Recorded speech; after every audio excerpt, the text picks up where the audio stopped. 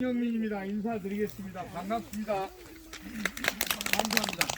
우리 강사님 오셨는데 저희 가기 전에 뿐만 아니라 강원도에서 제주도까지 다니면서 굉장히 여러 가지 좋은 일을 많이 하고 다니셨대요. 유튜브 보니까 뭐 고추, 마늘, 뭐 양파, 배추 할 것 없이 뭐 벼, 유자, 감귤류 우리 농산물 하나 빠짐없이 다 이렇게 강의를 가지고 다니는 것을 제가 감동을 받았습니다.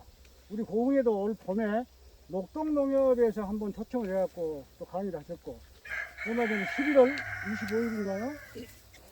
그때도 오셔가지고 강의를 하셨고 가셨거든요. 그것도 다 유튜브에 올라가고 있고 그래서 시간만 나면은 이게 새벽이면 그런 유튜브 많이 봅니다. 그래서 제가 이제 마침 전화 번호가 그래서 오늘 요청을 하셨더니 기꺼이 생각을 하셔가지고 오늘 이렇게 참석하게 됐습니다.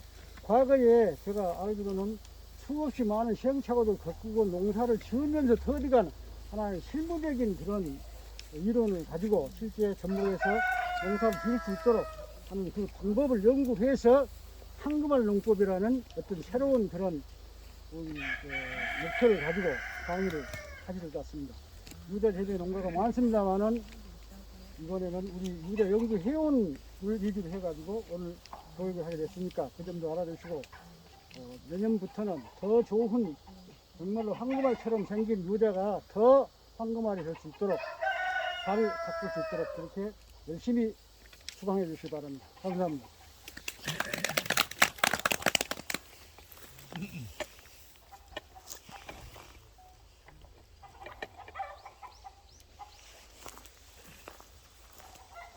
예, 반갑습니다.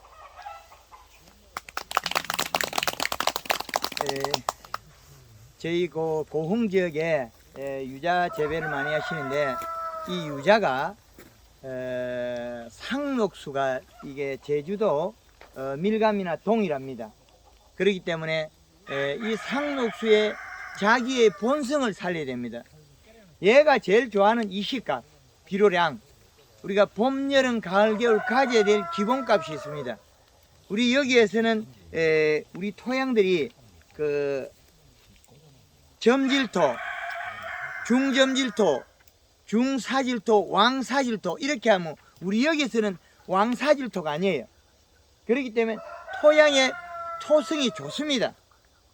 비료가 많이 안 가요. 자주 안 줘서 그럴 뿐이지.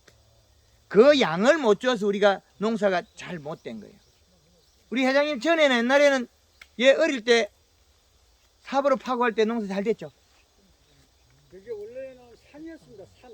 예. 같이 하는데 대단히 해서 예. 그때 몇 년간은 그대로 했는데 이제 계속 이렇게 짓다 보니까 나무 실새도 약해지고 예. 제대로 제가 희망하는 그런 농사를 못 지고 있습니다. 예. 지금 토양에 지금 요게 좀 딱딱해지가 물리성이 좀 떨어져 있고 그 다음에 이시값이 낮아요.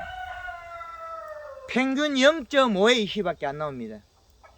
1.5를 유지해야 됩니다. 1.5 상록수가 하우스 안에 들어있어도 1.5면 좋아요. 그럼 이건 노지 있기 때문에 약 1.8은 무난합니다. 이거 한번 줘보세요. 예.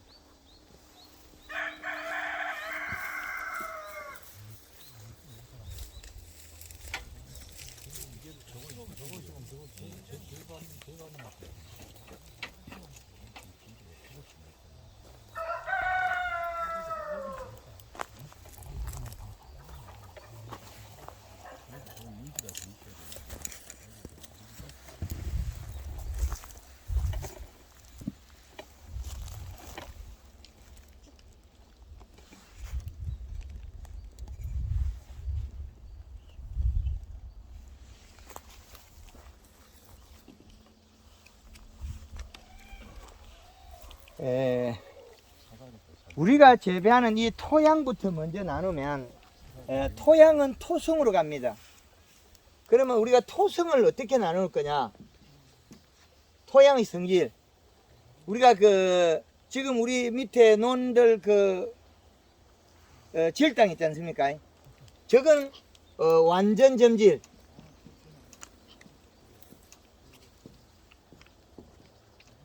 그 다음에 중점질. 요게 땅이 아마 중점질에 거의 속할 겁니다. 여기 물리적으로.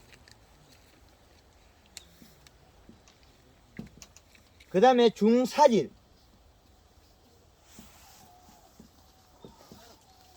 그 다음에 왕사질. 자, 이렇게 토양을 4개로 분류를 해버리면 우리가 농사짓는데 아주 편리합니다. 이 성질을 나누어 버리면 우리가 앞으로는 토양에 대한 부분이 폭이 넓어져죠.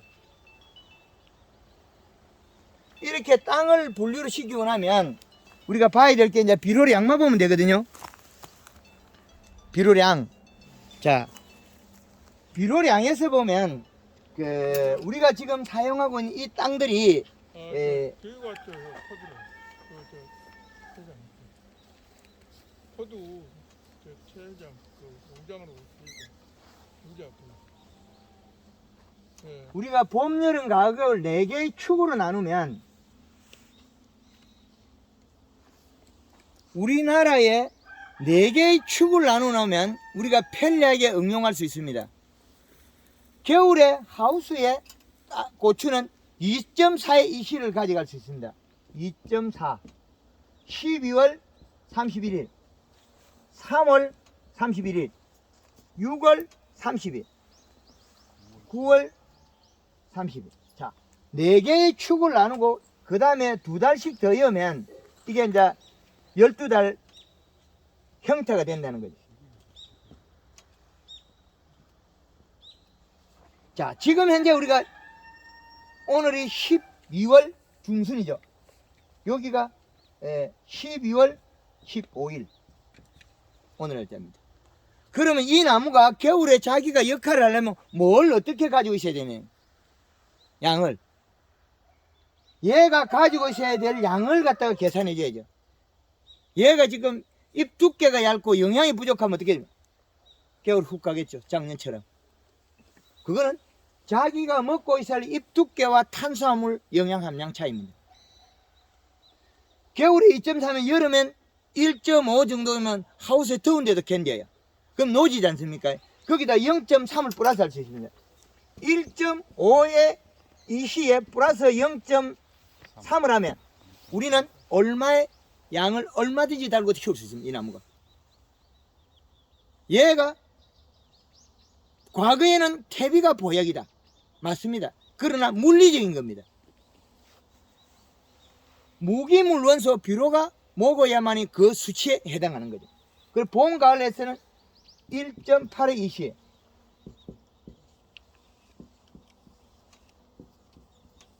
이건 제가 대한민국 전체 돌면서 다 찾아온 거예요. 이런 기준값적인 학문을 우리가 가지고 있어야 되는데 이게 없다 보니까 농업 전파가 안 되는 거예요. 땅 나눠야 되고 이거 나눠야 되고. 저 땅은 왜 나눠놨냐면 저건 비료 자주 해야 되는 거예요.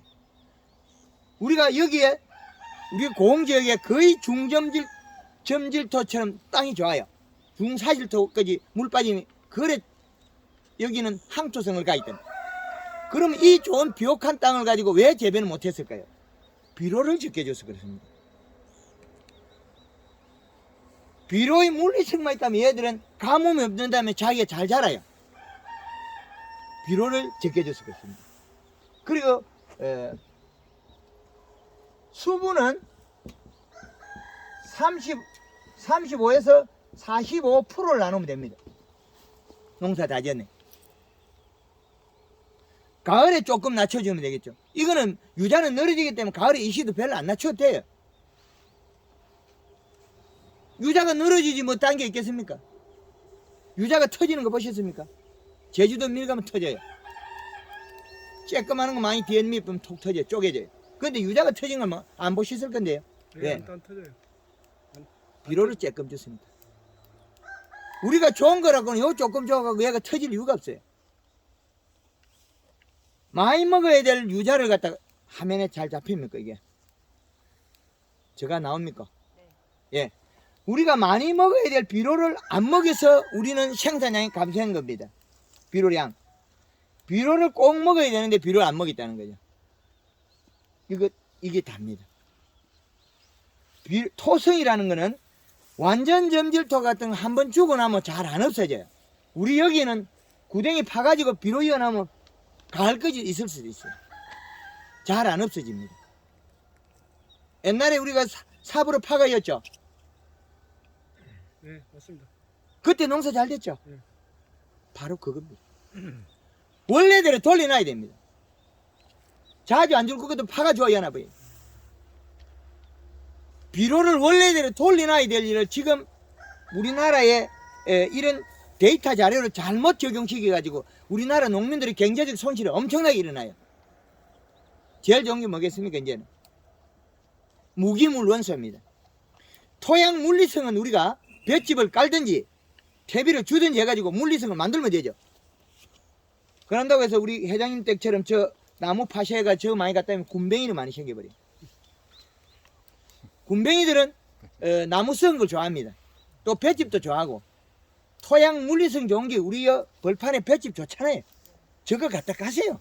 깔고 비록 여기는 약 한 달 좀 지나도 돼요. 2달에 한 번만 비료주도 농사 대박입니다. 땅이 이렇게 하면 좋은데 여기다가 볏집만 깔면 돼요. 볏집 깔고 이 시랑 맞춰주면 돼요. 유자가 색깔이 정말 화려한 색이 약간 볼그램같이 튀어나와야 되는데 붉은색까지 못 나오면 그거는 뭐가 많으냐, 가리가 많고 질소가 적어서 그렇습니다. 옛날에는 약간 빨간빛까지 났다는 거죠. 색이 밀감도 빨간빛이 약간 납니다. 요놈도 그렇다는 거죠. 왜? 이 유자가 향이 좋고 맛있고 해서 새가 따먹으라고 만든 거예요. 동물이 먹으라고. 그러면 그 동물이 먹을 때까지 잘 안 썩어야 돼요. 안 썩어야 되는데 비료를 적게 주니까 나무가 달리가도 조금만 추우면 금방 썩어버려요. 유자 키우고 나니까 힘이 없어서 이렇게 비실비실 가잖아요. 요거 살리려고 하면 한 당연에도 살아나긴 하는데 조금 바지런히 해야 된다. 요건 비료주도 안 깨나요. 잎에서 뭐가 내려가는 게 있어야 뿌리가 뻗죠. 얘 가야 뿌리가 뻗을 거 아니에요. 우리는 겨울이 지나고 봄 되면 뿌리가 나올 것이라 그게 아니더라고요. 봄에 뿌리가 뻗으른 그거는 꽝이에요. 안 뻗어요. 잎을 살을 찧어야 돼요. 살을 찧어야만이 뿌리가 뻗어나온다는 거죠. 요거 하나 달라고 제가 엄청난 돈을 들이고 엄청나게 실패를 했어요. 봄에 단감나무에 가을에 이마트한 거 딸라 그러면 비료를 줘야 된다 이제 알아냈거든요.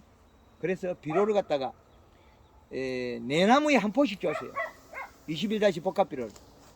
도장지만 찐땅나지 가면 쪼지었단 말이야. 우리 유자도 그런 게 있을 거예요. 유자가 요딴 많은 거 도장지 적게 놔야 되는데 유자는 요딴 많은 거 도장지만 찐땅 나버려요. 그게 뭐겠습니까? 겨울에 얘가 겨울을 못 견디가지고 힘이 떨어져 버린 거예요. 뭐가 없어요? 잎 속에 탄수화물 부족해서 그렇습니다. 설탕물이 부족해서. 설탕물이 부족한 건 힘이 없어요. 탄수화물 농도 높아야 됩니다. 겨울에 비가 적당히 오고 요거 놈을 갖다가 설탕물만 짠뜩 먹이 나면 얼어 죽는 건 없습니다. 지가 견디죠. 그런데 여기 따고 나니까 아들이 고실고실 가요. 왜 그랬겠습니까? 가을에 유자를 잔뜩 키우고 나니까 땅에 비료도 없고 땅에서 먹을 거 없고 유자다 키워놓으니까 힘도 쪽 빠져버려가지고 잎이 얇아가 일을 못해요. 뭐 비료라도 뭐였죠. 그 뒤로 기운을 차리죠. 너무 작은 양의 비료를 주기 때문에 우리가 생산량이 감소하게 돼요. 척전기 꽂아보니까 비료가 여기 없거든요. 0.5 정도인데 어떤 집에 가면 제로가 나와요. 그리고 우리 회장님 집에는 그래도 요 도장지가 좀 튄 거 보니까 조금 더 깔아도 뭐라도 얻어먹은 거예요. 안 그러면 고실고실 가요. 여기 입구라서 그렇지 안쪽은 조금 나을 거예요. 여기는 약간 척박하다. 햇빛이 많이 때리니까 탈수가 많은 거예요. 용탈. 탈수가 많으면 자기가 탄수화물, 설탕물을 많이 가지고 있어야 돼요. 상록수입니다. 이건 낙엽 가수가 아니고 상록수이기 때문에 상록수에 맞는 프로그램을 써야 돼요. 그러면 우리가 이 비료값이 나오면 봄에 이 시를 우리는 높여줘도 괜찮습니다. 여름에도 1.8까지는 괜찮아요. 그리고 이 씨가 봄에 있다고 해서 얘가 일을 하느냐? 그렇지는 않습니다. 요 남은 잎들을 살을 찌워가지고 뿌리를 뻗쳐줘야 돼. 이걸 안 죽고 살리놔야 되고. 지금은 얘가 뭘 줘도 행동을 못해요. 뿌리도 멈춰버렸어요. 그럼 잎만 살을 쪄가지고 지금 넘어가야 돼. 겨울에.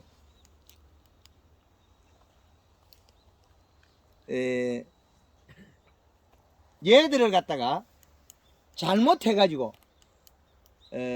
비료값이 있는 거하고 갑자기 우리가 비료주가 젊어진 거 두 개는 달라요. 감사비료를 줘가지고 여기가 질소가 늘은 거하고 완전히 소화되지 않은 영양소하고 연면 시비를 해가지고 여기에 탄수화물 농도를 맞춰주고 영양을 맞춰준 거 두 가지 달라요. 사과를 따고 나면 사과가 잎이 안 떨어지는 놈이 있어요. 체내 저장 약물 축적을 못하면 잎이 고실고실 마르지 떨어지지도 못해요. 낙엽이 단풍이 들질 않은 거죠. 단풍이 안 드는 원인은 지금 밭에 있는 비료값이 낮아서 단풍이 안 되는 거예요. 우리가 이 나무들이 지금까지 지금 현생만 청청이 되어 있어야 돼요. 열매 잘 켜도 힘이 남아야 되거든요. 그거는 옛날 과거에나 그래서 지금은 그 역할을 못하고 전체의 비료값이 내려가서 그래요. 우리가 재배돼야 되는 건 유자의 비료값은 봄에 1.8보다 많아도 돼요. 여기서 0.3을 더하면 플러스 여기다가 플러스 0.3을 더하면 2.1까지 괜찮아요. 그러면 봄에 우리가 유자를 출발할 때 2.1이란 이 시를 가져갔다는 비료량을 봄에 이 시를 올려놓고 그 다음에 떨어지는 거잖아요. 축이 나지. 유실이 되기도 하고 먹기도 하고 없어지지 늘어나지 않거든요. 비료 한 바가지 줬는데 두 바가지 늘지는 않습니다. 그런 이런 자기의 역할을 만들어줘야 되는 거죠. 유자나무가 일을 할 수 있게끔. 그리고 봄에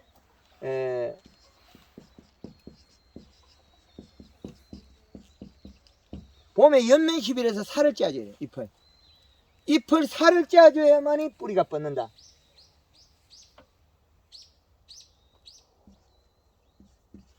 골드 그린, 골드 칼라. 요 놈을 한 가지만 쓰면 됩니다. 물 500에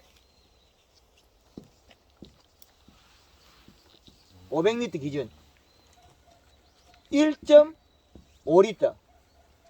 그 다음에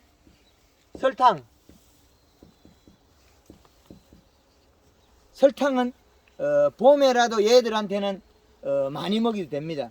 열매가 없기 때문에. 봄에 일찍 할 때는 3 내지 5kg까지 쓰세요. 그러면 봄에 힘이 배가 됩니다. 강해집니다. 그러면 얘가 먹고 그 일을 할 거거든요. 얘가 먹고. 그러면 얘가 먹은 만큼밖에 일을 안 할 건데 연면십이 잎에서 있는 영양소는 비가 와버리면 한 방 이동해버려요. 뿌리를 이동하고 나면 뿌리가 재생산을 못 하거든요. 얘가. 이렇게 노화가 되어버려서 그래요. 재생산을 못 하는 거는. 재생산을 하려면 얘가 탱탱해야 되거든요. 그럼 조금만 도와줘도 일을 잘해요. 그런데 우리가 지금 사실 이렇게 가원에 가보면 다 노화되어 버렸잖아요. 얘네들이. 노화된 원인은 잎 두께가 얇고 잔량 이시가 부족해서 그렇습니다. 그래서 연면시비는 요거는 7일에서 한 10일 간격을 봄에 해주면 좋습니다. 그리고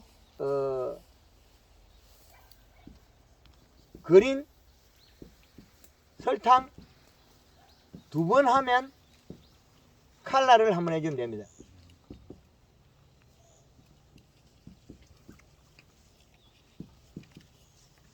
여기에다가 봄에 이제 염화가리를 첨가해주면 형식을 같이 부여할 수 있습니다. 염화가리 그럼 얼마지? 양이 얼마나? 1kg에서 한 2kg까지 쓰면 되는데 500g이에요? 500리터에 500리터에 예, 500리터면 그건 20반말인가? 예. 염화가리를 1 내지 2kg 이렇게 해주면 됩니다. 가리는 좋은 일을 많이 합니다. 가리가. 그렇기 때문에 가리를 쓰면 봄에 일찍 내년에 꽂는 분할을 봄에 시켜버려야 돼요. 이건 어떻게 개발했냐니까 단감이 가지가 다 자라고 위에서 꽃눈이 만들어져요. 이렇게 되면 태추 같은 거 위에서 만들어내면 밑에서 봄 늦게까지는 쑥꽃이 펴버려요. 거꾸로 이걸 만들어 올라가면 쑥꽃이 안 펴요. 가지 긴 가지 좀 잘라버려도 안꽃만 다 펴요. 강사님 예. 중간에 조금 제가 여쭤보려 합니다. 제 생각에는 동해 피해를 막기 전에 겨울에 지금 여기 가면 곳까지 갈 겁니다. 그러니까 염화칼슘을 나는 좀 뿌려보지가 나도 회장님한테 물어줬어요. 연면 시비를 해가지고 예, 영양 연면 조기 되게 하면 됩니다. 네, 연면식. 지금은 가리를 쓰면 안 됩니다. 어? 지금은 가리를 쓰면 안 된다고. 그러니까 겨울에. 지금은 쓰면 안 된다고요. 겨울에는 안 된다고요? 예. 봄에. 겨울에 써버리면 이동량이 많아가지고 저기 지금 잎에 많이 들어있을 때 이동을 많이 해보면 몸에 활성화를 시키면 그러면- 추운 거를 따뜻하게 하는 거는 가리, 더운 걸 시원하게 하는 건 요소. 근데 그 수학 막 끝나고 그 지금 조금만 기다리세요. 여기까지 가면 됩니다. 여기 돌아갈 겁니다. 예. 봄에 왜 이 이야기를 하고 있냐면 단감을 아무리 키우려고 해도 안 커요. 봄에 출발을 잘해야 되는데 봄에 출발을 잘해야 되는데 이거였어요. 우리 그 조상님들이 될성 싶은 나무는 떡잎부터 좋더라. 이 파리만 봐라 소리에서 이 파리만 보면 그 뜻이 있다. 잎을 봐라. 잎을 보면 뜻이 있다. 그 말이거든요. 그럼 정말 잎을 잘 보면 우리는 알 수가 있거든요. 잎을 잘 봐야 돼요. 잎 속에서는 모든 이야기를 다 하고 있는데 그걸 우리가 못 본 거죠. 그래서 우리가 잎의 면적을 확보하고 잎을 살을 찌워야만이 봄순을 살을 찌워야만이 그 영양소가 내려가면서 그 가지를 살을 찌워요. 유자가 어디에 달렸습니까? 봄순에 달렸어요. 봄순을 키워야만이 도장지가 에너지를 안 뺏겨요. 요거 하나 알아내가지고 봄순을 살을 찌워도 그거 하나 알아내는데 그런 많은 세월이 걸려. 제가 한 30년 넘게 걸렸으니까. 어떤 나무는 감이 크고 어떤 나무는 유자가 크고 이 다 다르잖아요. 어떤 나무는 유자는 쬐끄만 게 도장지만 칠때 나고 어디서 그럼 내 말 안 듣고 쟤는 왜 내 말 안 들을까? 그거는 왜 말을 안 들었을까요? 봄순을 키우는 동작을 우리가 안 해준 거죠. 봄순을 키우는 동작. 봄순을 키우게 만들면 유자 달린 가지가 굵어져서 이 잎에서 영향이 내려가면서 그 가지를 살을 찌워요. 그럼 계속 가을까지 오는 관을 만들어 놓는 거죠. 가을까지 오는 관을 잘 만들어 놔야만이 되는데 이 관이 잘 못 만들어지면 우리가 아무리 해도 안 됩니다.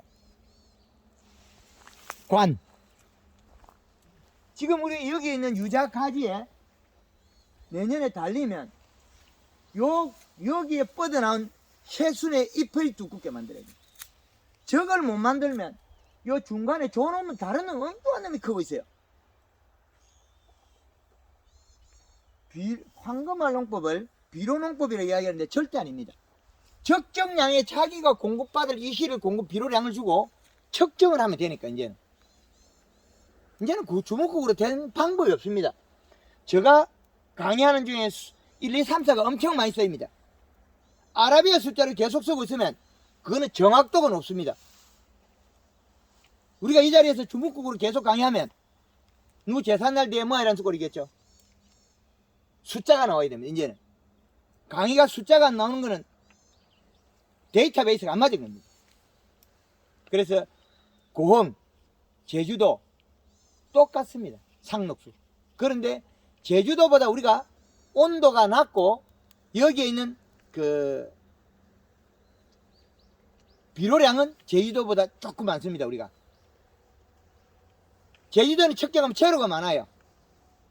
그 밀감 잘 썩어버리죠. 맛도 없고. 밀감이 색깔 안 좋고 향기가 안 좋아서 못 사는 게 아니고 맛이 없고 잘 썩기 때문에 안 먹는 겁니다. 우리 유자가 향이 없고 지금 저 사진에 보이죠? 뻥이죠. 지금은 이제 과육도 비싸잖아요. 옛날엔 껍질만 쓰는데 이제 안에 과육도 접을 짜가 쓰죠. 키로잖아요. 무겁게가 팔아야죠. 유자 공장에서는 이제 그 껍데기만 쓰는 게 아니고 껍질만 쓰는 안에 접을 짜가 더 많이 쓰고 있어요. 활용도가. 그러면 과육을 더 향기롭게 맛있게 만들어야 돼요. 과육도. 그 양의 수치를 만들어야 돼요. 그래서 유자가 가져가야 될 비료량, 봄에 출발해야 될 비료량, 이 봄의 비료를 보면 100평의 한 포를 전면적으로 살포했을 때 전라도 영암에 고구마밭에 가서 측정해 보니까 생땅을 끌어올리면 재료가 나와요. 측정하면. 그런데 비료를 200평에 2포, 100평에 한 포씩 뿌린 것들은 0.8이 나오더라.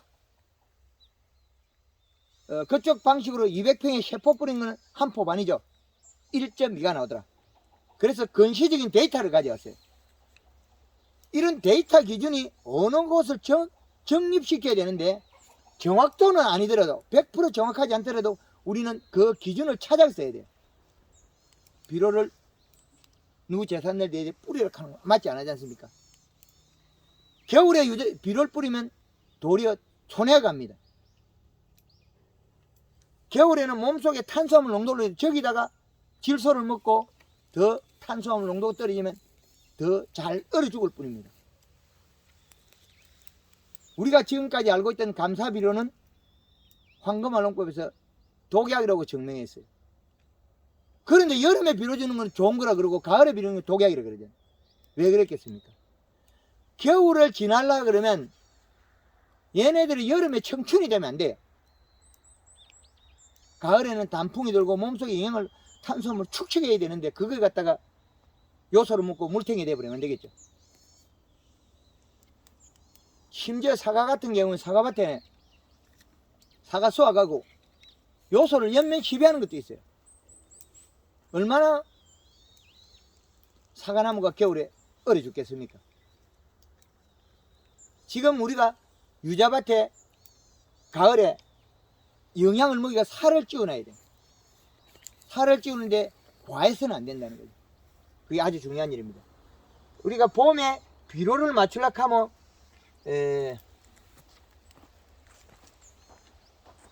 100평에 비료를 한 포를 뿌렸을 때 0.8의 이시가 올라가는 것더라. 이건 믿거나 말거나 써야 됩니다. 이 방법밖에 없습니다. 봄에 써야죠.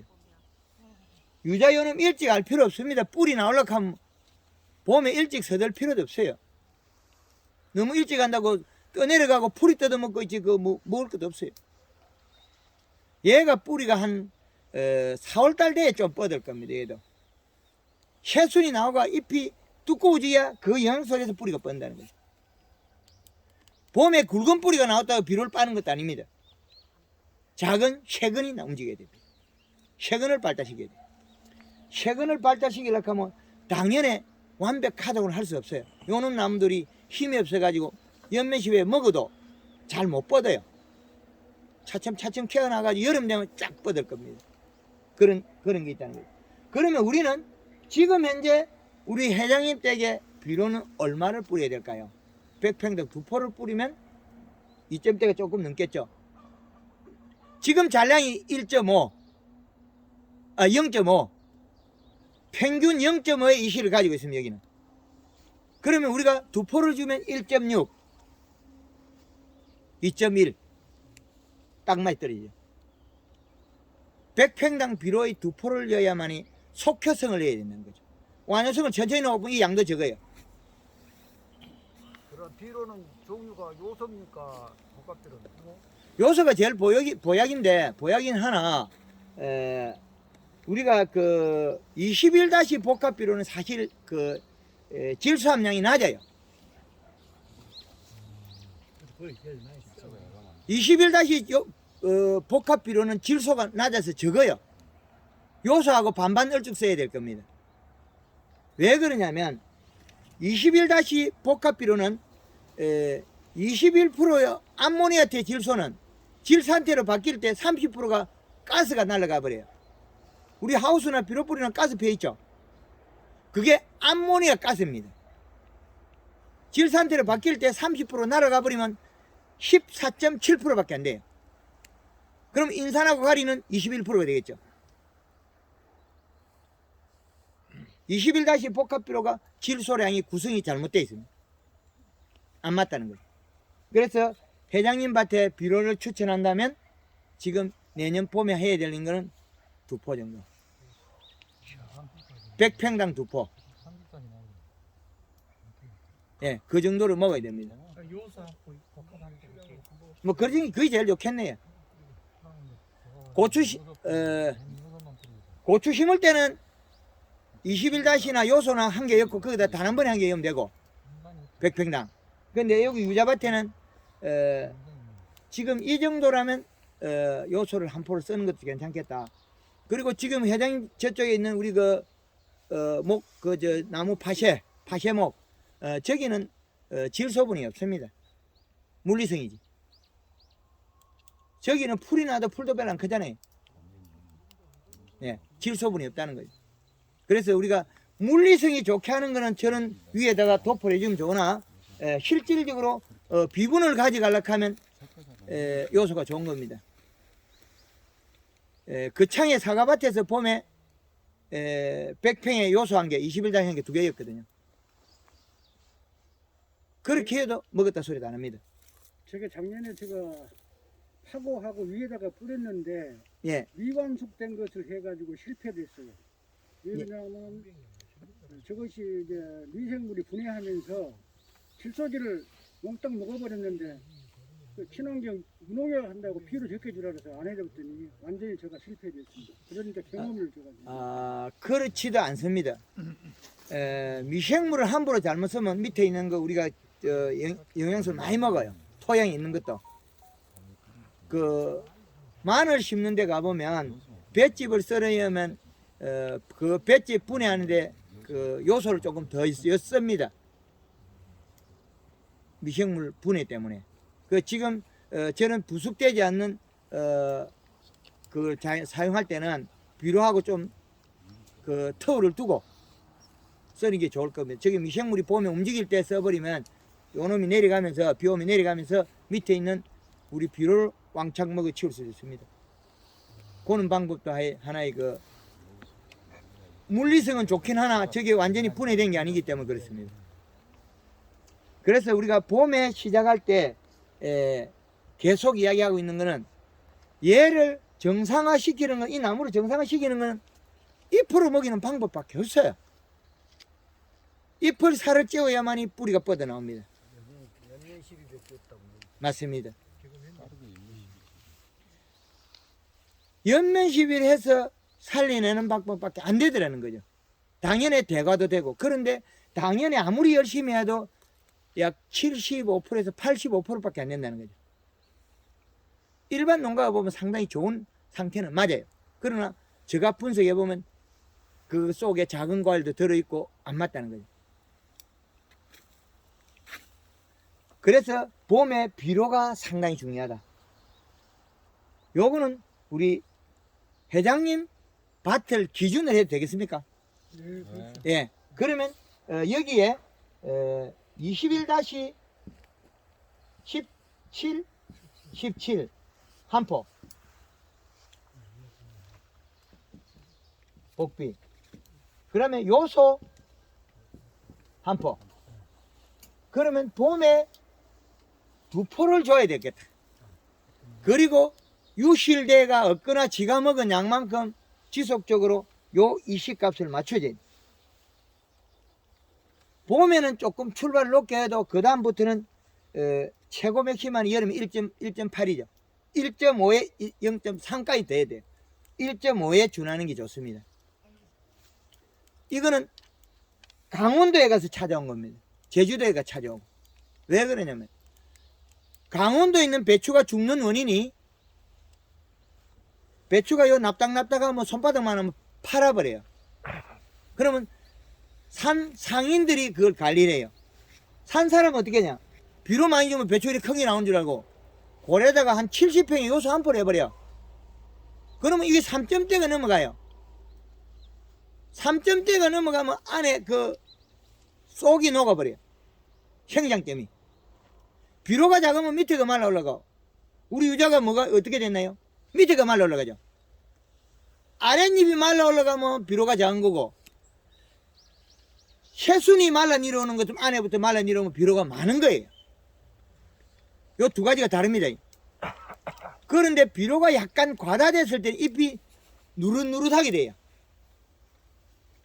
누렇게 떨어진 건 누릇누릇하게 된 거는 비료 과다지 마그네슘 결핍이 아닙니다. 우리나라의 서적이 잘못된 것들이 너무나 많아요. 잎이 누릇누릇한 게 잎을 따가지고 측정을 하면 마그네슘 결핍인데 실질적으로는 비료가 과다돼서 많아져서 잎이 누릇누릇하게 됩니다. 호박 심어놓고 이파리 테두리에 노랗게 되는 거 비료 과다입니다. 그것도. 요즘 고추 심어놓고 두덕에다가 옆구리에 구멍 뚫어갖고 숟가락에 비료 떠 있는 거 있죠. 그럼 다 오그러져 버립니다. 뿌리가 조금 뻗어가면 그거 되거든요. 쬐끄만한 비료 때문에 농사를 망쳐요. 그런데 비료는 충분하게 펴주는 게 좋다. 그리고 봄에 요거 잘하라 그럽니다. 연면십에 안에서는 답이 없더라는 거죠. 요걸 잘하시라. 그리고 우리가 그 유자는 그렇게 많은 병을 안 가지고 있죠. 상록수라도 밀감도 뭐 거의 많이 병 안 하고. 그런데 여기 옛날보다 뗏물이 좋아야 되죠. 그러려면 여기 진딧물이 있을 때 우리가 그거 살포하죠. 그 기계 유제도 살포하기도 하죠. 예, 공에 우리 여기 신태수 씨가 그 식용유를 가지고 고추에 살포하는 방법을 아마 여기도 적용해야 될 겁니다. 예. 물 500에 2.5리터, 퐁퐁 2.5리터.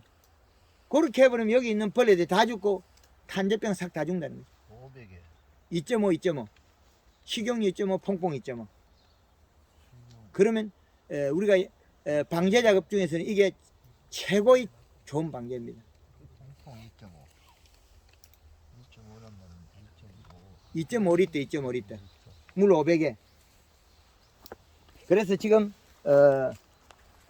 봄에 비료는 일찍 준다고 해서 먹는 건 절대 아닙니다. 일찍 준다고 해서 잎이 살이 찌가 뿌리가 뻗어야 먹는 겁니다. 초봄에 일찍 그 뭐 6월달에 3월달에 경기 거가 갖다 해보면 그거 다 허당입니다. 없어지기만 해야지 실질적으로 얘가 뿌리가 안 나왔기 때문에 무관한 일입니다. 없어지기만 하는 겁니다. 3월 말이나 4월 달 때 사는 게 좋습니다. 그래야만이 뿌리가 먹는 겁니다. 지금 회장님 이 나무에는 지금은 아무것도 안 줘도 괜찮습니까? 조금 가면 저 나올 겁니다. 아직까지 봄에 머물고 있습니다. 봄에 질문 좀 하이소. 봄에 왜 영양제 많이 채라 그랬습니까? 봄순을 끄집어내야 됩니다. 요놈은 끄집어내야 내년에 꽃눈 만들거든요. 그러면 조이파리 살로 짜야 돼. 조이파리. 지금 조이놈을 갖다가 살을 짜놔야 내년에 버틸 건데 요것도 계속 아마 줄어들 거예요. 겨울에 요놈도 요것마저도 지금 겨울이 지나면 계속 줄어든다는 거죠. 예, 저거 다 살려놔야 돼요. 지금 보물단지 저놈을 살려놔야만이 내년에 봄순을 힘차게 뻗을 건데 저놈이 다 고실러지고 나면 내년에 힘이 없어요. 체내장 확보가 안 된다는 거죠. 그래서 봄에 자주 해라. 사과밭에 같은 애 봄에 한 20번까지 쳐버려요. 그럼 당연히 사과 잎다망이 나와요. 잎이 났을 때요. 그렇죠. 잎이 없으면 효과가 없으니까. 예, 금년 1월 5일부터 11일 사이에 동해가 와가지고 예. 한 1월 한 6일 7일 되니까 단풍이 들기 시작하더니 봄에 싹 낙엽 제가 하나도 없이 줄기만 썼어요. 예, 그래가지고 금년에 지금 겨우겨우 살려놨습니다. 잎이 나고 열매가 열고. 뭐 별로 한 거 없네 제가 보기엔. 살아있는 게 다행이죠 지금. 회장님이 열심히 하셨다 뿐이지 제가 보기에는 이 시값도 안 맞고 비료량도 예, 이게 이제 자꾸 이래 수세가 떨어져도 상록이기 때문에 그 우리가 낙엽 가수처럼 택하진 않아요. 여기 갈 때도 천천히 죽고 살아날 때도 천천히 살아나고 그래요. 얘가 상록이기 때문에 잎이 계속 있기 때문에 그래요. 그런 좋은 점이 있어요. 우리가 좋은 장점이 있는가 하면 이 장점을 우리는 활용해 가지고 좋도록 만들어요. 이게 잘 깨어날 수 있는 조건은 가지고 있어요. 자기가 우리 일반 가수 같은 경우 하면 떨어지고 겨울에 툭툭 죽고 금방 죽어버려요. 근데 얘는 겨울에도 뭔가 먹고 일어나려고 자꾸 노력하고 있거든요. 단 우리가 안 줘서 그렇지. 그래서 이 상록수는 일을 잘 하려고 그런다. 그래서 골드 그린 2번, 골드 칼라 1번, 여기에다가 설탕하고 염화가리만 섞으면 금상첨화다. 요런 방법. 언제 기점으로 가을과 봄을 나눠야 되냐면 7월 15일 7월 15일 기점으로 가을로 나누면 됩니다. 한참 떠올 텐데. 예, 7월 7월 15일이야. 7월 15일 되면 이거는 유자는 만생이기 때문에 만생종의 전반기와 후반기 나누는 시점이 7월 15일입니다. 이게 우리나라에 아마 7월 15일이 여기도 많이 더울 겁니다. 요거 지나고 나면 한풀 꺾이죠. 그게 1월 15일과 동일한 날짜가 되어 있습니다. 회장님 아까 언제 죽었다 했죠? 1월 15일이죠. 1월 달하고 요 두 개를 끄면 1월 10일경에 쉬웠어요. 요렇게 나와요. 딱 쪼개면 이게 반이 쪼개져요. 6월 달이 우리나라의 그 추위의 기준점은 아니고 요게 기준점은 약간 꺾어야 돼요. 12월 31일이 1월 15일에 딱 맞추면 제일 추운 날이 되겠더라고. 딱 맞추면. 예. 계절을 약간 꺾어야 돼요. 이 달력상. 제가 전국을 돌면서 찾아가 요 나무의 템퍼로 맞춰보니까 이렇게 돼요. 약간 꺾여요. 우리가 제일 추운 날 12월 31일로 딱 잡으면 1월 15일, 12월 31일로 잡으면 딱 좋겠더라고요. 그럼 우리나라의 외국하고는 달리 원력을 이렇게 딱 맞춰놓으면 우리가 농사에 달력을 해서 요게 좋겠다. 그렇게 해서. 그래서 사계절을 맞추고 한다. 그러면 이 전반기에는 골드 그린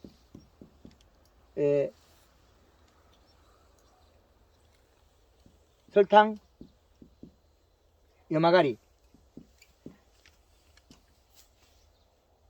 그러면 요게 1.5리터에 설탕이 3 내지 5kg. 봄에 일찍에는 5kg까지 쓰다가 뒤에는 좀 낮춰야 됩니다.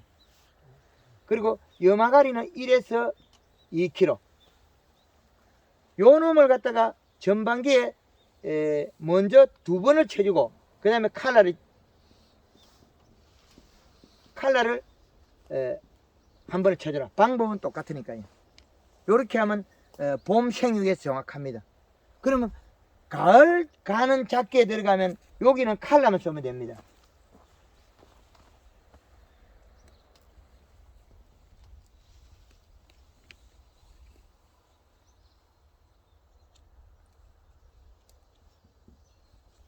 칼라, 설탕, 염화가리. 후반기에는 설탕을 많이 쓰면 과일이 오염이 됩니다. 많이 써도 500g에서 1kg, 염화가리는 1kg 정도, 칼라는 1.5리터. 설탕을 많이 쓰면 이거 오염이 되기도 합니다. 뭉쳐가지고. 그래서 설탕은 최고 1kg 이상 쓰지 마라. 염화가리는 1kg. 염화가리는 1kg 정도 후반에. 나중에 이거 잘 해놔 깨끗이 해놨을 때 이거 사진 찍어가도 됩니다. 그때 1회만 하면 됩니까? 아니요, 주기적으로 해줘야지. 생육에 맞춰가. 잎이 살이 빠져버립니다. 그럼 잎에다 계속 일을 시켜줘야만이 우리가 일을 계속해요. 비가 오고 나면 잎이 살이 속삭 빠져버려요. 그러면 열매가 좀 크고 있으면 열매 먹고 잎을 복구를 못해요.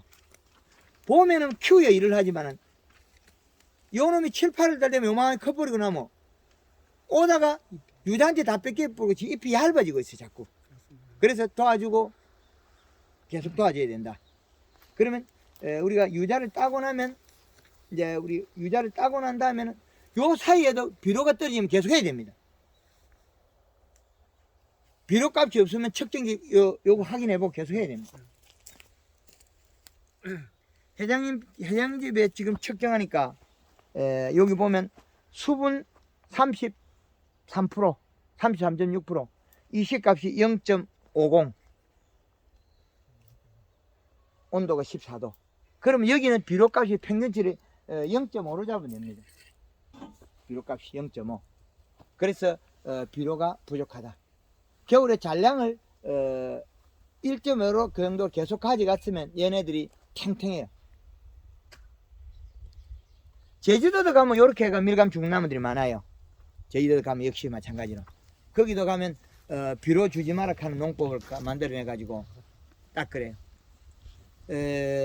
우리가 유자 교육 받은데 그리 오래 안 되죠. 옛날에는 유자 교육 안 했죠. 조금씩 했습니다 옛날에. 삽으로 파일 때 그때는 뭐 그런 대로 되는데 지금 유자 교육 받고 나무 커가지고 돈 되자 돈 안 되자 또 됐다 안 되다 이거 있었는데 등곡선이 지금은 이제 돈 좀 벌어야 되는데 나무가 비실비실한 그 차이잖아요. 그래서 지금 우리가 이제 겨울 나는데 여기는 잎 속이 두껍고 단단해야 돼요. 탄수화물을 많이 들었어요. 우리가 겨울 준비는 올드 칼라 수확 이후에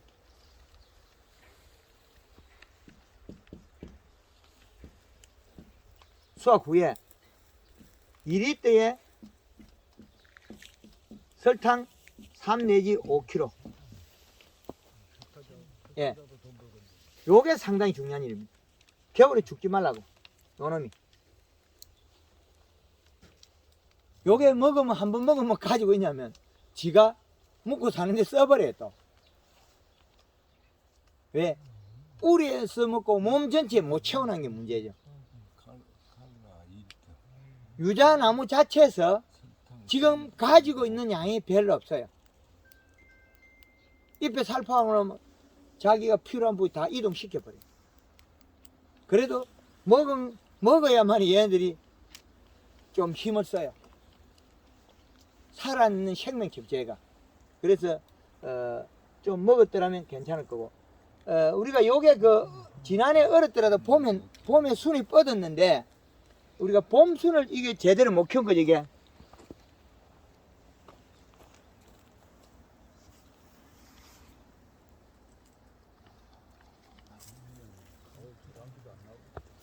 요게 봄순이지 않습니까?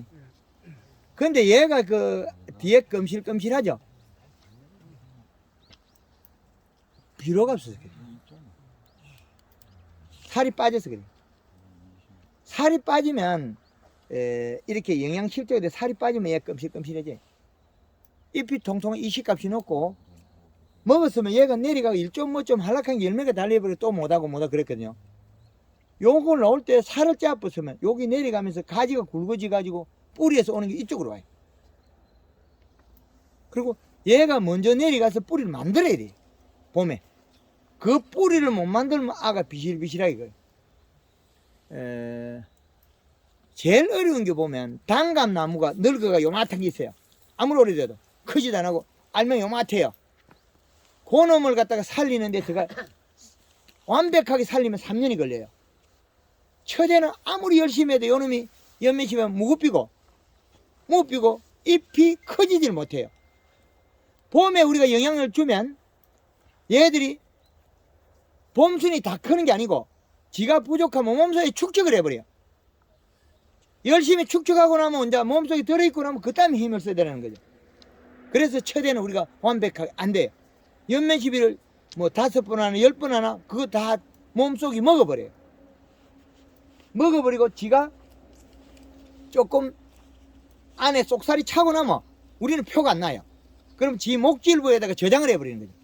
요놈들이 왜 저장하냐? 나무가 잎이 다 떨어지거나 베걸 생각해서 계속 순이 나는 거예요. 나무를 베서는 못 죽여요. 껍질은 벗기면 죽을 수 있어요. 지금 이렇게 깜짝깜짝 그러거든요. 예. 과일도 이래갖고 금년에 배려버렸는데 이것도 예. 저희들이 봐서는 이제 그런 이시 부족인지 모르고 흑점증으로만 생각했단 말이에요. 균도 있고 예, 두 가지입니다. 그래요. 예, 균이 있어가지고 장애를 지금 올게 가을에 탄저병이 많았거든요. 비가 많이 와가지고. 흑점증은 아닙니까? 이게? 맞습니다. 균도 있습니다. 균도 있고, 균은 이 표면에 앉아 있고, 이 균하고 요거 잎은 두 개 다르죠. 색깔이. 요거는 영향이 없는 거고, 요거는 영향이 있는데 균이 들어간 거고. 균이 들어간 거. 균이 침투한 거하고 요거하고는 두 가지 달라요. 요거는 영향이 없어서 그런 거, 요거는 균이 들어간 거. 회장님 가져오신 거는 균이 생겨서 그런 것도 있어요. 비가 많이 오면 밀감도 까뭇까뭇한 점이 치고 요놈도 점이 치고 그래 많이 됩니다. 그건 우리가 여기에서는 아예 막 기름을 하면서 써 있어. 기름 소독을. 우리 공의 신태수씨가 개발한 거 기름 소독해 보면 있는 거 싹 다 죽고 벌레 다 도망가 법 없어요. 기계유기를 식용유. 기계유기를 쓰지 말고요. 예, 식용유 퐁퐁. 기계 유제는 독성을 가지고 있는데 식용유하고 퐁퐁을 쓰면 그거는 식물한테 좋은 겁니다. 그거는 이제 우리가 방제 작업으로서는 상당히 좋은 거죠. 퐁퐁 대신 유화제를 쓰면 됩니다. 그 양이 작아서 안 풀릴 거예요. 기름 양이 많으면. 유화제는 만들 때 그게 유화제 아예 자체를 쓰면 괜찮아요. 근데 우리가 만들어낸 거 유화제는 안 된다는 겁니다. 제품이 그 인터넷에 보면 유화제 나오는 건 괜찮은데 우리가 유화제를 만들었을 때는 안 맞다는 거죠. 여름철에 그전에 충 방지한다고 콩기름하고 유화제를 섞어서 하라는 그런 교육을 받았거든요. 예, 괜찮습니다. 그리고 완전히 유화가 안 되고 콩기름이 많으면은 이파리가 타들고 굉장히 장애를 받더라고요. 녹아버립니다. 예, 그래서 1대1 그 질통으로 우리 고추밭에 쓸 때는 100cc, 100cc 식용유 100cc, 퐁퐁 100cc 퐁퐁을 쓰는 원인이 뭡니까? 기름하고 물하고 혼합. 그냥 유화 역할을 그렇지. 한 거죠. 예, 유화제 역할. 예, 유화제 자체를 팔니다. 우리가 뭐 다른 식으로 제조해가 쓰는 건 안 맞아요. 집에서 만들어 쓰는 건 안 된다고. 이 통으로 사다 놓고 써봤는데 예, 그게 양이 적정 양이 들어가야 돼. 그래서 뽀얗게 불려야 돼요. 기름하고 물하고 섞었을 때 손으로 담갔을 때 손에 묻었다가 털면 하나도 기름값이 없어야 돼요.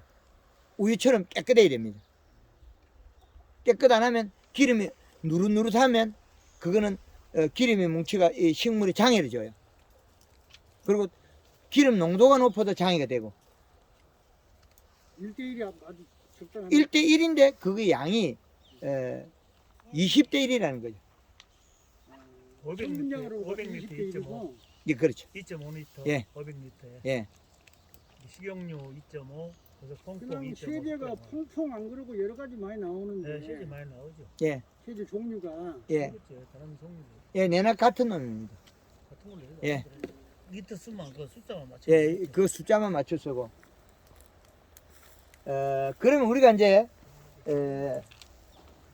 수확 이후에 이렇게 영양을 먹여가지고 탱글탱글하게 살리나요, 이놈은? 그것도 살을 때. 500m에 그거니까. 예, 그렇죠. 겨울에도 연면 시비하면 살이 찝니까? 맞습니다. 안 죽죠. 사과나무는 가을에 단풍을 들이고 유막 코팅을 해놓거든요. 요것도 아마 그 유막을 하는 것도 아마 아주 좋은 방법일 거예요. 탈수를 막아야 되니까. 여름에 쓰는 거나 겨울에 쓰는 거나 전혀 똑같잖아요. 겨울에 호흡도 적게 하고. 우리가 진딧물이나 응애 잡을 때 5리터까지 쓰잖아요. 물 500에 그 기계 유제. 그럼 우리가 쓰고 있는 더 작잖아요. 그럼 살포해야 된다는 거예요. 여름에 사과밭에 사과에 우리 골드 그린 골드 칼라 요걸 그대로 쓰면서 이렇게 쓰면서 골드 칼라 1.5리터, 염화가리 1kg, 설탕 500g, 식용유 2.5리터, 퐁퐁 2.5리터. 8월 달에 살포해도 사과 이상이 없습니다. 균이 잘 죽어요. 저 금방 그걸 싹 합해서 같이 쳐도 돼요. 괜찮아요. 다 죽어버려. 그래서 지금 겨울에는 우리가 그 유자가 호흡장이 크게 많지는 않습니다. 근데 서서히 에너지 손실은 되고 있다는 거죠. 많이 손실, 빼앗기고 있어요. 그래서 영양 손실분은 보충해 줘야 됩니다. 그러려면 한번 보충해 놓으면 그대로 가지고 있겠죠. 나무가 우리가 동해 입은 자리를 보면 양달에서 햇빛이 맞은 자리 있거든요. 양달 쪽에서 햇빛 맞은 자리. 근데 음달에는 탈수가 좀 덜하겠죠. 예, 그래서 양달에 탈수된 걸 갖다가 탈수를 막으면 되거든요. 그래서 겨울에 감나무, 태추라든지 사과라든지 복숭이라든지 이런 걸 유막 코팅을 시켜버리거든요. 근데 우리 상록수기 때문에 잎이 행동을 하고 있기 때문에 농도를 낮춰야 된다는 거죠. 얘는 그래서 농도는 우리가 이걸 시험내가 데이터가 없기 때문에 2.5리터 정도. 그건 여름에도 쓰는 정도니까. 여름에 쓰는 기계 위주에 우리가 진딧물 엉해 잡는 것보다 더 수치가 반밖에 안 되니까 활용하시는 것도 괜찮겠다는 거죠. 지금 현재라면 요렇게 같이 다 엮었어도 문제가 무방하다는 거죠. 그러면 한 방에 많은 일을 할 수 있다. 요 놈이 묻어가지고 안 떨어지고 있으면 더 효과가 좋겠죠. 한 번만 해도 두 번의 효과가 이상 나오겠죠. 지금 우리가 1년 따고 나면 물로 500에다가 예. 요소 5kg를 치거든요. 예. 그게 아무 효과가 없네요. 효과 없는 건 아닌데 그 날짜와 그게 중요하지 아직. 요소 5kg를 가지고 만들어 가지고 얘네들이 설탕을 얼마나 만들겠냐고요. 설탕을 안 넣죠. 그러니까 요소를 5kg 이어나 설탕을 5kg 쓰면 요소보다 몇 배 낫죠. 요소를 먹고 만든 게 탄수화물인데 이미 우리는 요소를 먹이고 있으니까 나빠질 수도 있겠죠. 설탕을 안 쳐봤어요. 예. 제가 이해를 돕기 위해서 말씀드릴게요. 설탕이 탄수화물이거든요. 우리가 그 나무 이파리가 탄소 동화작용 그러지요. 또 광합성 작용 그래. 사람 밑에서 올라온 양분하고 햇빛을 받아가지고 거기서 탄수화물을 만드는 건데 그 과정을 다 지워버리고 설탕은 직접 탄수화물이기 때문에 빨리 흡수되고 많은 양을 흡수한다. 그런 의미. 설탕 그러니까 왜 설탕은 설탕의 그 근본 성분이 탄수화물이에요. 그래서 설탕을 쓰라는 겁니다. 그 얘기를 좀 해주세요. 예, 그래서 우리가 요소를 5kg 쓰고 있으면 설탕보다 몇 배 작은 거예요. 이제 이해되죠? 그거 뿌리 뻗어가 이래가지고 언제 이거 설탕 만드냐고요. 그죠? 설탕을 쳐보니까 잎이 반질반질하게 코팅이 된 것 같은 느낌이 들더라고요. 괜찮습니다. 예, 예. 예, 반질반질하더라고요. 예, 농도에 따라서는 그렇는데 그걸 먹고도 또 탱탱해집니다. 그러면 좋구나. 요즘에 지금에 쳐도 됩니까? 지금 요즘에 예. 싱싱하더라고요. 그 온도하고는 관계 없어요? 뭐 공원에서 그거 따질 건 없죠. 뭐 강원도에 뭐 얼으면 데도 그 유막 그러니까 코팅 하는데. 치면 되겠죠. 골드그린 요 15리터에 얼마입니까? 가격이? 설탕을 예. 박사님 유튜브를 보니까 예. 녹동농협에서 하는 그 유튜브를 보니까 설탕 5에서 10kg 써도 괜찮습니다. 그냥 그 부분이 나오더라고요. 예, 맞습니다. 근데 여기에서는 한 반 정도밖에 안 될 것 같아서 혹시라도 또 여기 이것도 많다 할까 싶어서. 요소도 5kg밖에 못 쓰는데 아니 그래서 저도 지금 그 예. 10kg를 썼거든요. 잘했습니다. 지금 현재 그 살포를 다 해놨는데 예. 그 결과적으로 나 계산을 해보니까 7.5kg 정도 들어가겠더라고요. 예. 500에. 예. 그런데 지금 박사님 말씀하신 것이 너무 적은 것 같아서 예. 말씀드려요. 예, 10kg이면 더 좋습니다. 그 놀라기도 합니다. 번질번질해 가지고. 네, 완전 반절 그래요. 예. 그런데 그걸 비 오거나 묵고 이래 소화시키면 이슬 맞고 썰이 맞고 뭐 살이찌가 통통하게 바뀔 겁니다. 이제 약간 나무가 생겨버리죠. 예, 예. 분명히 그건 있어요. 예. 설탕 좋아지구만요. 예, 맞습니다. 처음에는 이런 상태였었는데 이파리가 예, 그렇죠. 지금은 딱 살아있는 느낌이 좀 들어요. 맞습니다. 그게 우리가 가을에 살아있는 나무가 겨울을 잘 견뎌요. 근데 요소로가 해서는 안 된다. 요소로가 살아있는 척 하면 안 된다. 그거 가짜라는 거죠. 생기가 돌더라고요. 설탕. 맞습니다. 잘하셨습니다. 500에다 10kg. 예, 500에다 5 내지 10kg. 이거 10kg면 더 좋습니다. 나 100마리에 한 포 반 넣었거든요. 100마리 한 포만 예, 좋네요. 예. 예, 그래 하고 나면 10kg짜리. 나무가 처음에 칠 때는 번쩍번쩍 아이고 큰일 났다 싶은데 시간이 지나면 어떻게 나무가 탱탱하게 살아나죠. 나는 100마리 2포를 여는데 그도 작은 것다 싶어서 어, 16kg짜리 2포. 설탕은 그, 이런 게 7.5kg. 그 괜찮습니다. 500리터 7.5. 그 25마리에 물 500에 20kg까지 해도 아무 이상 없습니다. 해가 잘 안 일어납니다. 겨울에는 더 특히나 해가 안 일어나고 응용을 잘하죠. 이걸 갖다가 우리가 지금 현재 10kg 연한 거하고 5kg 쓴 거, 3kg 쓴 거 확 차이 많습니다. 대신 예, 골드 컬러를 열한 거라요.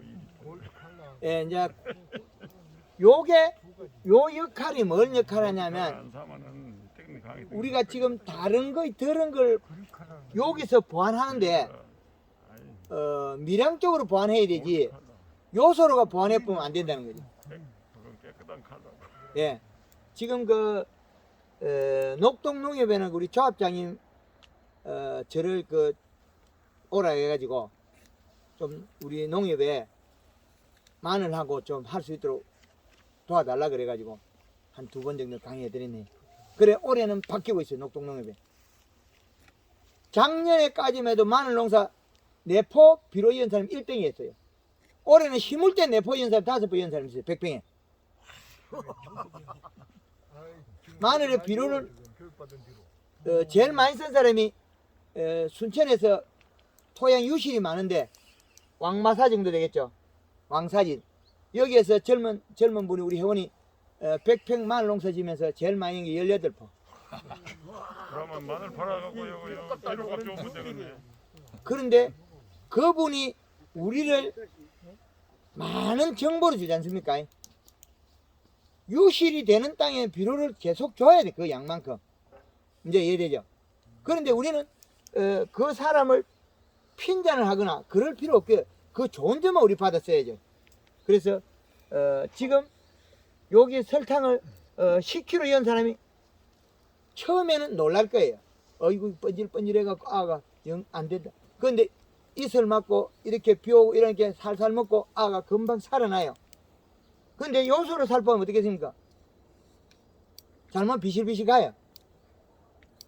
그 땅에 힘없는 놈이 무슨 놈은 내려가서 뿌리 가서 비료 먹고 또 올라오고 뭘 일한다는 거야. 여기서 산대. 여기서 먹고 일 다 해버려.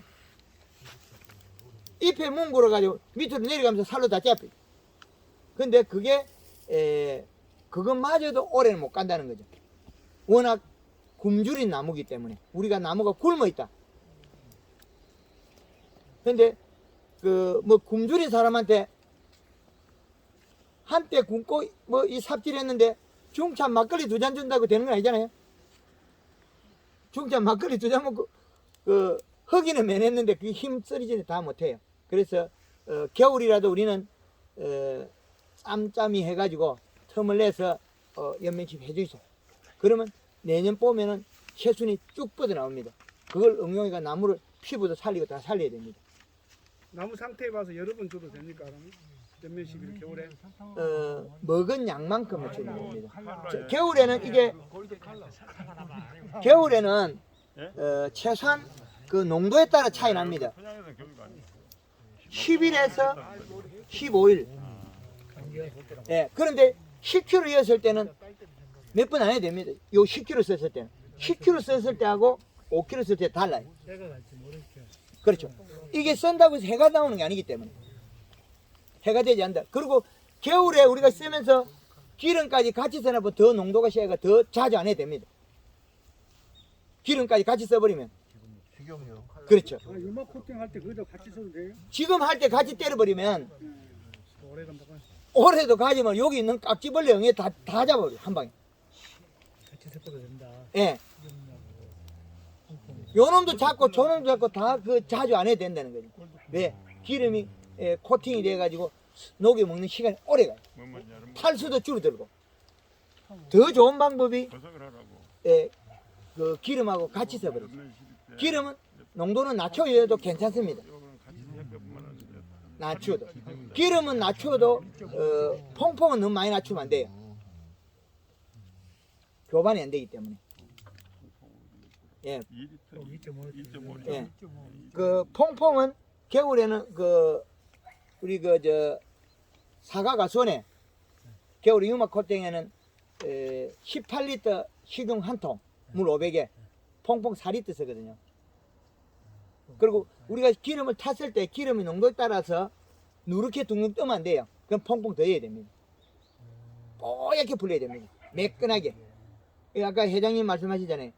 기름이 물하고 분리되어 있는 거는 여기에서 장애를 준다고. 그리고 중복 살포면 절대 안 좋습니다. 남았다고 아깝다고 치고는 농도가 짙어갖고 장애를 받아.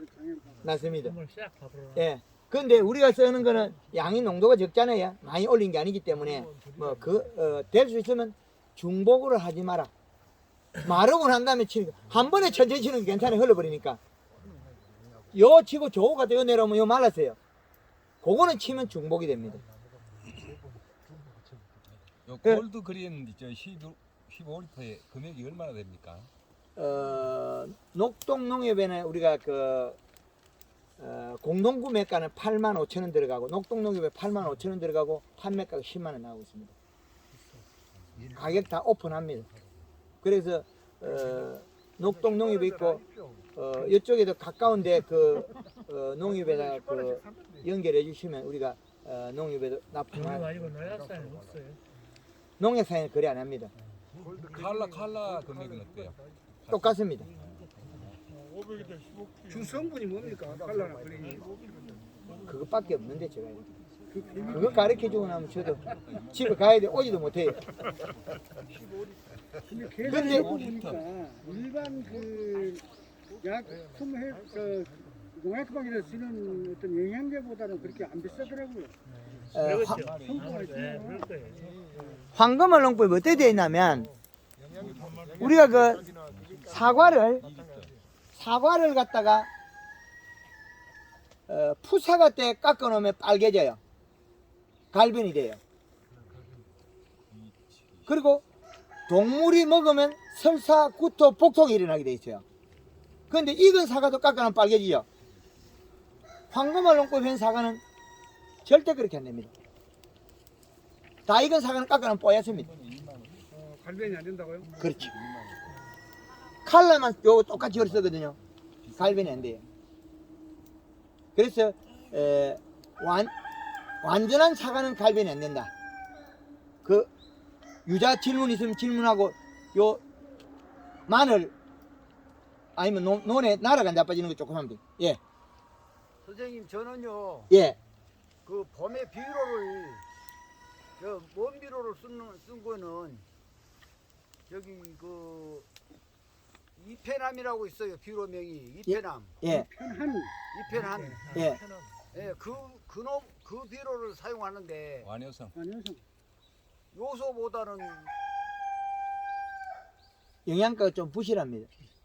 봄에 조금 먹고 연면십에 힘을 바짝 길러야 될 때 그 천천히 녹아 나오면 그 양이 0.2 내지 3밖에 안 나와요.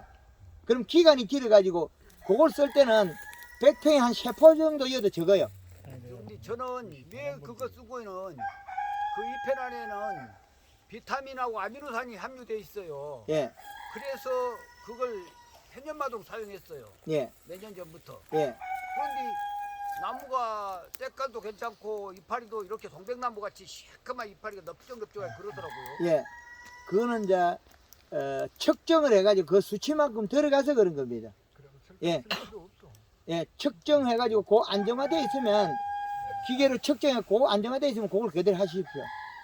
예, 잘하시는. 하고도 많이 해갖고 그렇게 된 거예요. 지금. 예, 측정이 없이도. 측정기 없어도 잘하는 분이 있어요. 측정기로 꼭 하나 사야 되겠습니다. 예. 그저 뭡니까 유튜브에 우리 강사님 그 강의를 내가 그저 포도밭 그 강의하신 걸 내가 들었거든요. 그 동파를 막기 위해서 그 우리 저 뭡니까 수선 페인트를 이렇게 바르는 방법이 나오세요? 그건 다 꽝입니다.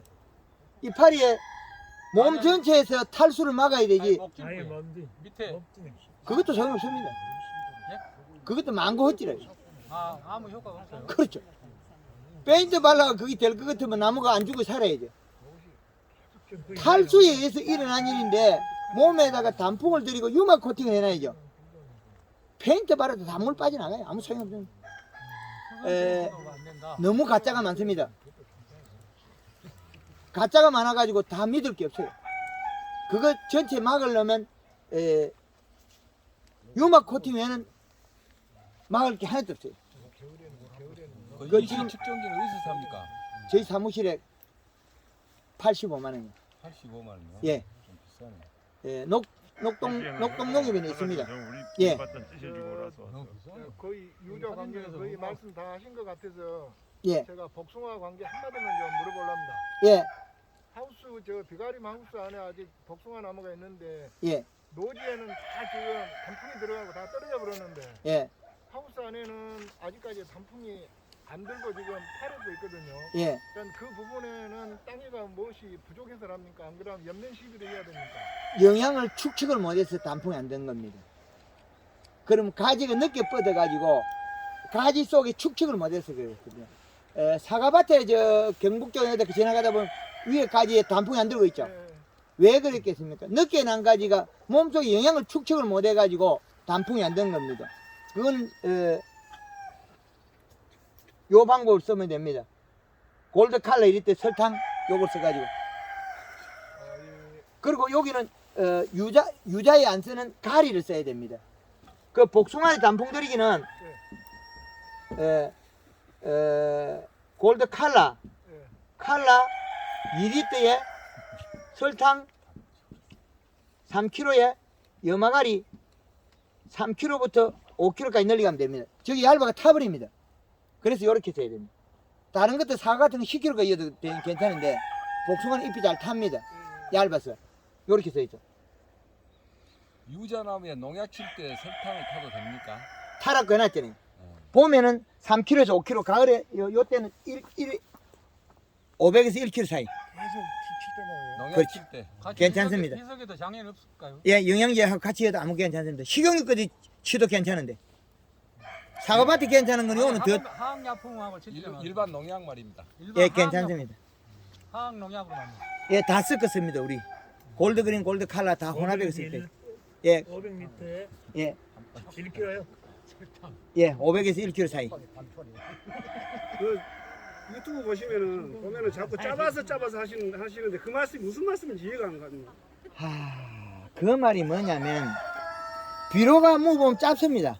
짜요. 예, 그래서 간이 너무 쉬어버리면 나무들이 잎이 노릇노릇 가요. 제주도의 밀감 하우스 가보면 이 씨값이 3.0을 올려놨어요. 그리고 사이마스켓도 그 김천에 가면 그 전 시장님 집에 가보면 3.5, 4.0까지 올려놨어요. 잎이 타 죽어요. 염이 높다는 소리죠. 그렇죠. 너무 높으면 도리어 해가 된다. 유자는 우리 그 앞으로 그 우리 이쪽에도 아마 농협을 소개해 주시면 저희가 그 농협 거래하면 농가들이 쓰기가 편할 겁니다. 이 시를 맞추는데 퇴비하고 화학비료하고 뭐 아무거나 상관없습니까? 그 화학비료는 질소 인산 가리가 있는데 퇴비에는 거의 염하고 인산이 많습니다. 그래서 질소분이 없습니다. 그래서 퇴비를 썼는데 농사가 잘 안 되는 경우가 그겁니다. 퇴비를 갖다가 마늘밭에 흩쳤는데 그 퇴비가 마늘밭에 평당 양오는 양이 750g밖에 안 나와요. 근데 비료를 100평에 한 번 뿌리면 1.5kg 나와요. 퇴비가 별로 안 나와요. 그러면 질소가 적고 다른 요소가 많으면 이 시가 높게 나옵니까? 그래도? 그렇죠. 그러면 비료 그 용성연비를 뿌리뿌도 이 시가 올라가 버려요. 그 질소가 아니거든요. 근데 이 시만 가지고는 정확한 판단을 못 하겠네요. 그렇죠. 색깔을 봐야 됩니다. 열매의 색깔을 보면 사과가 얼룩얼룩해지는 게 있어요. 호피무늬색. 이씨는 올라갔는데 사과는 색깔이 안 크고 그런 거 있어요. 얼룩얼룩해지고. 그럴 경우에는 요소를 좁히면 사과가 금방 커버려요. 사과를 갖다가 요런 땅 정도 같으면 9월 달에 대해서 사과 색이 안 난다. 9월 말 정도에. 요소를 200평 한 번씩 보면 사과가 빨갛게 나요. 우리가 지금 먹고 있는 사과들 색이 안 좋은 거는 질소 부족입니다.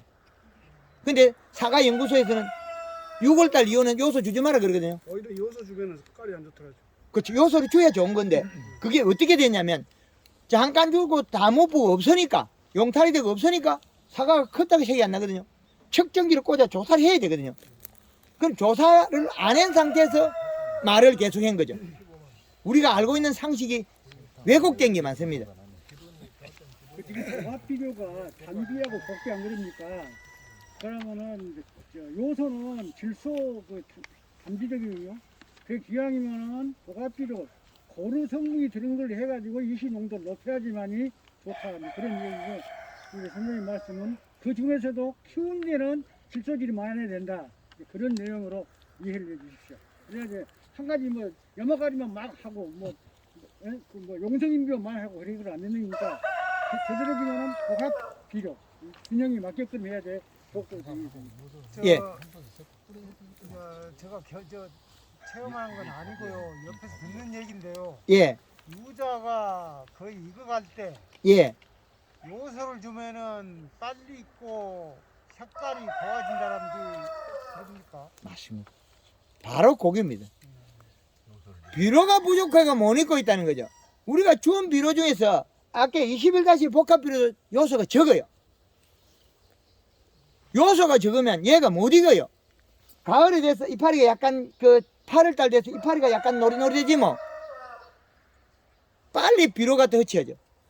그런데 이제 요소만 좋다는 거는 말할 수 없는 게 그 밭의 토양에 인산이나 가리가 보충되어 있냐면 요 차이거든요. 그러면 우리가 21다시 복합비료를 줘도 된다는 거죠. 그런데 21다시 복합비료가 요소가 적어요. 왜 그러냐면 21%는 17이거든요. 그러면 요거는 21%가 암모니아태 질소예요.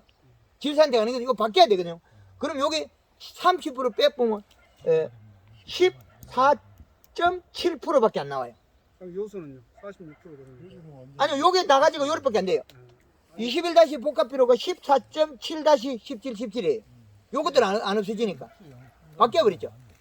그래서 질소가 적은 거예요, 이게.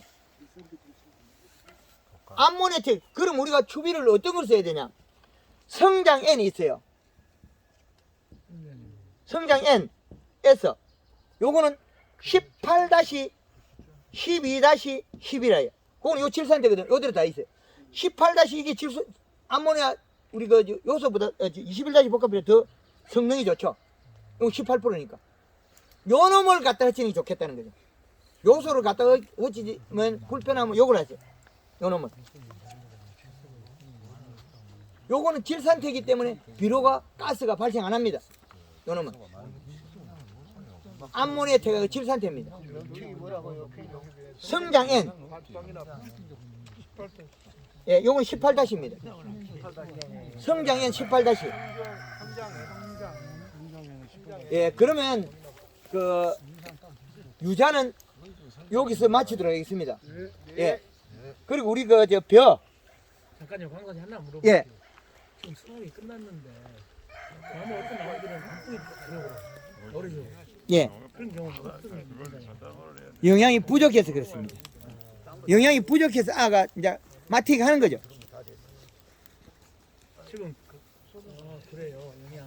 예. 그래서 강사님 아까 그 전에 말씀하셨던 저런 혈탕, 칼라 해가지고 치면 좋거든요. 예.